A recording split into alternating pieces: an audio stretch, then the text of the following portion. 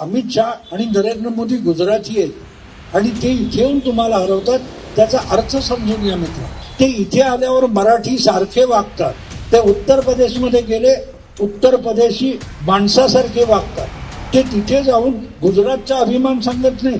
हा फरक असतो की जेव्हा मोदी सांगतात की यहाँ से मेरा कर्नाटक से मेरा पुराना रिश्ता आहे, त्या माणसाने तिथे प्रचारक म्हणून काम केलेलं आहे.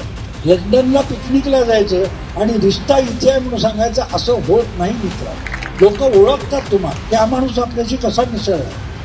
तर मोदींनी पळवलं म्हणणार, मोदींनी हरवलं म्हणणार.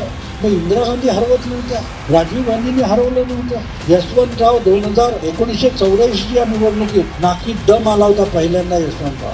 मग ते राजीव गांधी हे काय मराठी होते? मग तो मराठी अस्मितेचा अपमान नव्हता.